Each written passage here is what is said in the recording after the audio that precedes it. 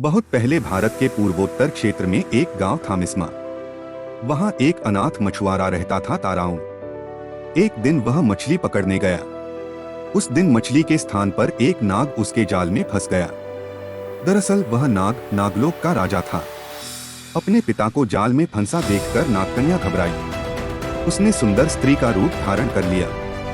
वह ताराउन के पास पहुंचकर बोली, यदि तुम मेरे पिताजी को छोड़ दोगे तो मैं तुमसे विवाह कर लूंगी। युवक मान गया और उसने नाग को छोड़ दिया। नागकन्या ने उससे विवाह कर लिया।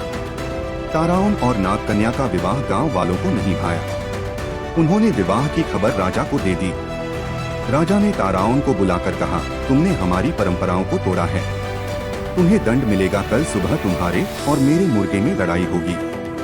जो हारेगा उसे गांव छोड़कर जाना होगा। युवक डर गया। उसने घर आकर सारी बातें पत्नी को बताई।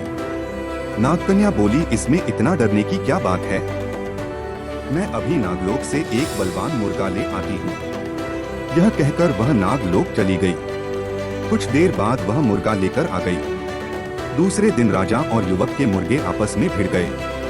नागलोक का मुर्गा अधिक बलवान था, इसलिए राजा का मुर्गा हार गया। परंतु वह बोला, ताराउन, इससे फैसला नहीं हो पाया है। कल सुबह जो टोकरी नदी को उल्टी दिशा में बहा देगा वही विजयी होगा। ताराउन के लिए लोहित नदी के बहाव को उल्टी दिशा में मोड़ना असंभव था। उसने यह बात नागकन्या को बताई। उसने पति को ढांढस बंधाया, डरो नहीं, मेरे पिताजी तुम्हारी मदद करेंगे। वह अपने पिताजी के पास गई। नागकन्या ने अपने पति की परेशानी बताई। पिता ने उसे सुंदर टोकरी दी। कहा, टोकरी को नदी में डालते ही धारा उल्टी दिशा में बहने लगेगी। नागकन्या अपने घर पहुंची। उसने ताराउन को सारी बातें बता दी।